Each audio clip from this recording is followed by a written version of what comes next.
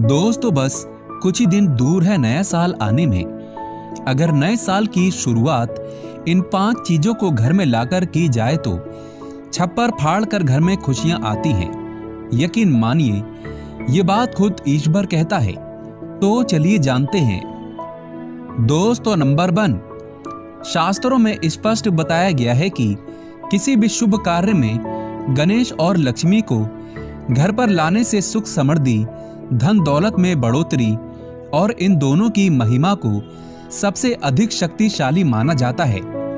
ऐसे में नए साल की शुरुआत अगर लक्ष्मी गणेश को घर पर लाकर की जाए तो व्यक्ति की सभी परेशानी खत्म हो जाती है।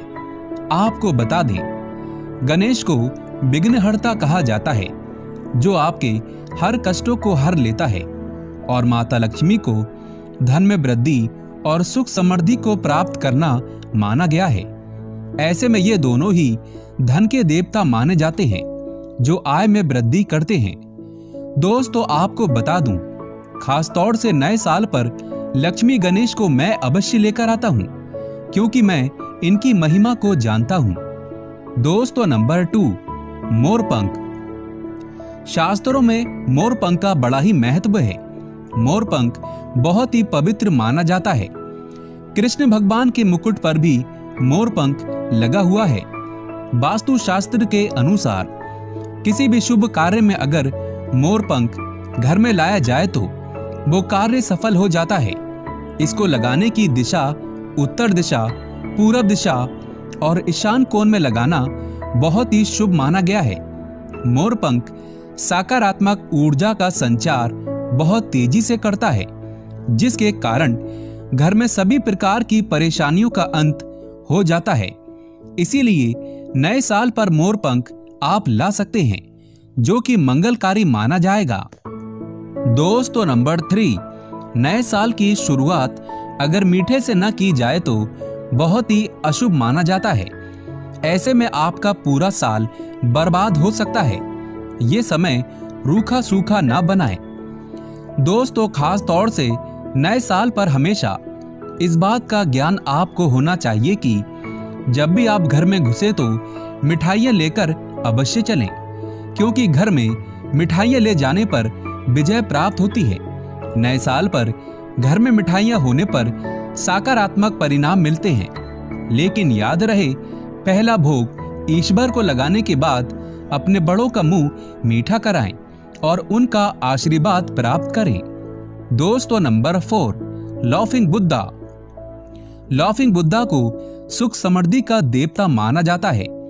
ऐसा माना जाता है कि चाइनीज वस्तु के अनुसार लाफिंग बुद्धा को अगर कोई व्यक्ति आपको उपहार के तौर में दे देता है तो आपका भाग्य प्रबल हो जाता है। लाफिंग बुद्धा सकारात्मक ऊर्जा का संचार करता है। लाफिंग बुद्धा दौलत को बढ़ाने वाला यंत्र माना जाता है, जो सुख समृद्धि, दौलत का आगमन बहुत अच्छे से करता है। दोस्तों नंबर 5, बजरंगबली की प्रतिमा।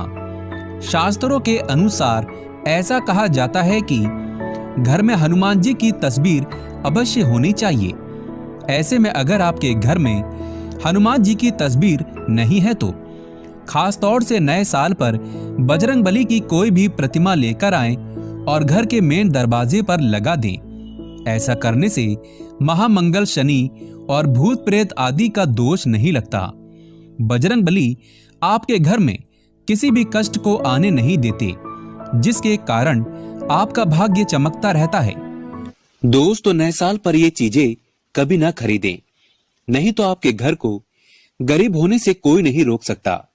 ऐसी गलती करना आपको बहुत भारी पड़ सकती है। तो चलिए जानते हैं। दोस्तों नंबर 1, मांस मदिरा का सेवन। भले ही नए साल का त्योहार खुशी मनाने का होता है, लेकिन किसी की चमड़ी से मांस खाकर जश्न मनाना व मदिरा का सेवन करना नई जिंदगी की शुरुआत भंग करने के बराबर है। ऐसे में आप बर्बाद भी हो सकते हैं, आपके ऊपर कष्ट भी आ सकते हैं। इसीलिए ऐसा काम करने से बचें। दोस्तों नंबर 2, कपड़े आदि। आपकी जानकारी के लिए बता दें, नए साल पर कपड़ा अवश्य खरीदा जाता है, लेकिन एकदम सफेद कपड़ा भूल कर भी ना खरीदे और ना ही नए साल के दिन जूते चप्पल खरीदे। ऐसे में आपके ऊपर दोष लग सकते हैं, इसीलिए ऐसा करने से बचें। दोष तो नंबर 3, गरीब के रूप में आया भगवान। शास्त्रों के अनुसार ऐसा माना जाता है कि भगवान अपने भक्तों की परीक्षा लेने के लिए गरीब के रूप में भिक्षा मांगने आ जाता है।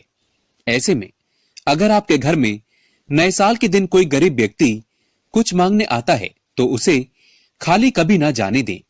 हो सकता है वो भगवान हो, क्या पता आपको माला माल कर दे।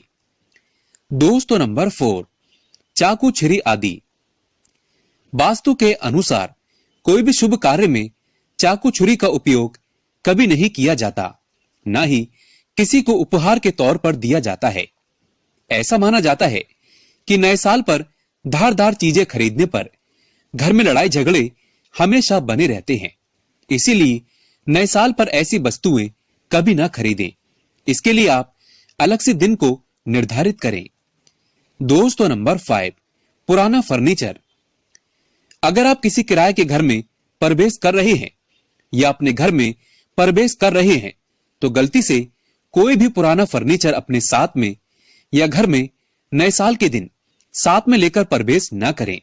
इसके लिए आप अलग से कोई और दिन का चयन करें, लेकिन नए साल पर तो भूल कर भी नहीं तो शनि की कूट दृष्टि आपके ऊपर पड़ सकती है। दोस्तों, इस नए साल पर आप में से कौन कौन चाहता है ईश्वर हमारे घर में अपना स्थान बना ले? अगर आप चाहते हैं तो कमेंट बॉक्स में जय बजरंगबली, ओम गणेशाय नमः, जय महालक्ष्मी लिखना बिल्कुल भी ना भूलें। माता रानी अपने भक्तों की पुकार अवश्य सुने और हाँ, एक लाइक तो बनता है।